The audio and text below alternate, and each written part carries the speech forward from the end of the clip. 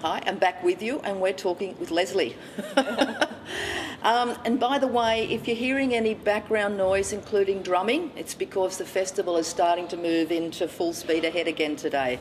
So it's kind of just going to move with it. Yes. Lesley, before the break, you were talking about the fairies, etc., that you started to draw as a young girl. And what is it that you now do with your drawings in your healing work? Well, for all of those years, my abilities have expanded, and I see the aura energies around people. I see animal totem spirits that work with people. I see also the chakras and the chakra energies through the auric field, as well as, of course, the spirit guides and angels. And so I draw them for people. I've used it as an art form. What I wanted to do so badly is I wanted people to see the way I saw. Because constantly people would ask me about this, and I would sit and verbally describe what I saw. But it always felt inadequate. So I started off with these little sketches and a few coloured pencils, and they've turned into these huge paintings now, where I use a variety of media, but mainly pastels, to draw exactly what I see with the person standing in front of me.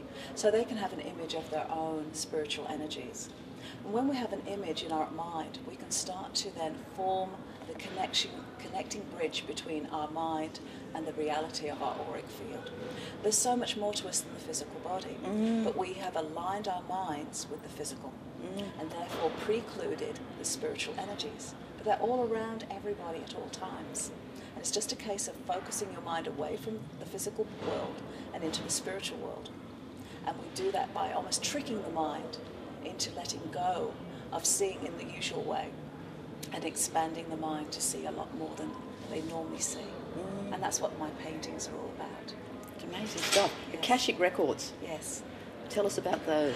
The Akashic records are this wonderful videotape, multimedia, multi-dimensional home theatre, sound around, Dolby sound system that's been created by the great universal mind, which is all our minds connected, to record, to keep track of every event in this universe, not just on the earth, but the whole universe.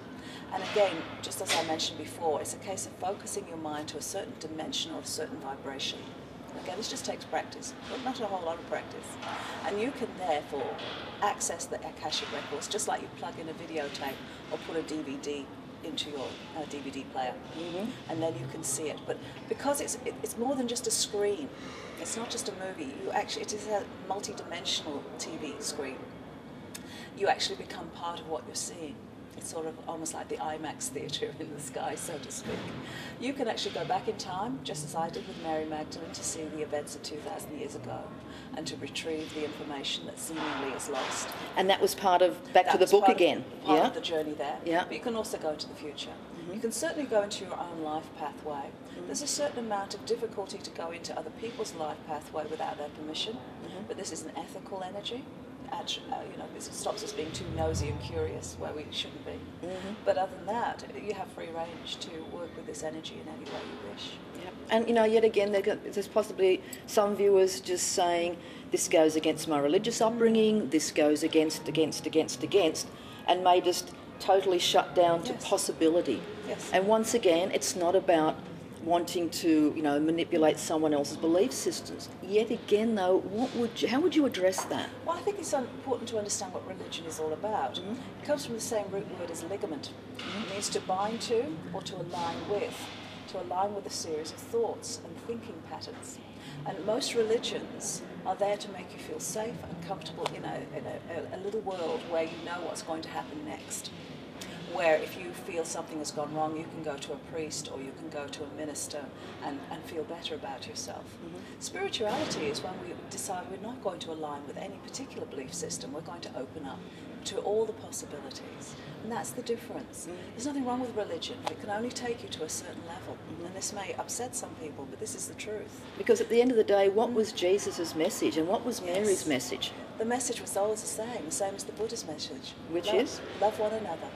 Open up your hearts, let go of the rules, and recognise the only rule is the inner rule of your own soul and your own heart.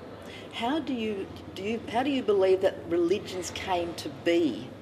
From fear. We're fearful of this world. We're fearful of the many possibilities of death, of sickness, of all of of war. and of course, you know, global destruction these days. And so we look for an easier way a way of feeling safe and comfortable in this world. And one of the ways that we do that is we put ourselves in a velvet coffin, so to speak. We stop living fully. I'm not saying all religions do that, but many of them do. They restrict us with their rules on dress codes, on sexuality codes, on behaviour codes. Spirituality requires a certain amount of self-discipline because you adhere to these codes, not because you're afraid of the priest or afraid of God, but because you feel it is what your soul wishes to do. The understanding of spirituality is God is everywhere. And spirituality is inclusive, whereas religions are exclusive by their very nature. Most religions are based on what you should not do. Yeah. Thou shalt not. Yeah. Spirituality is based on thou shalt. There's a huge difference between the two. One is positive, one is negative. And so working with the positive energies, we believe, as you place your energy into positive energies therefore expand. We understand that our mind controls our reality, that this world is just a holographic universe of our own collective unconsciousness. And so that as we align our mind with the higher consciousness, or the God force if you prefer that word, then that God force awakens within. I truly believe that was the message of Jesus and Mary, that God is within you, that God is everywhere, that God is this loving energy that is within you, that can be expressed and expanded at all levels, in all ways. And we have direct connection. We don't need a middleman, so to speak. This is the understanding. And so therefore, we might gather together to support one another, but in the end, it is your connection to the divine that counts, not via a third party, or even through a ritual of any kind, but through your own focused mind, body, and intention.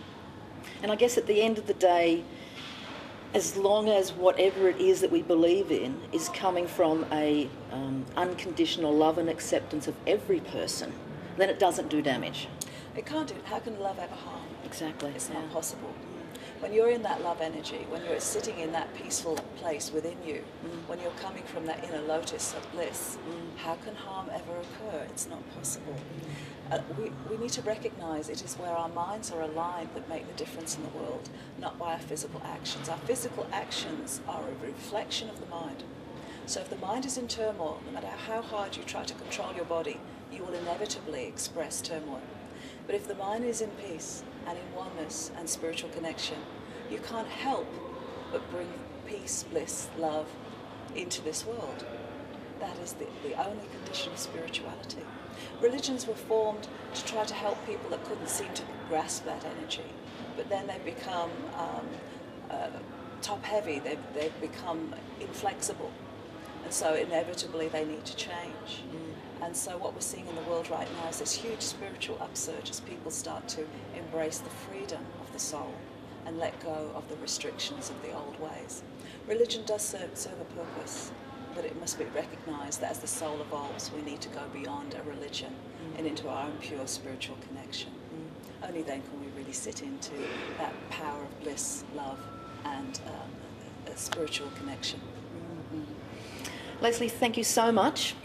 The rest of the program will be based on the presentation that Lesley's done here at Mind, Body, Spirit.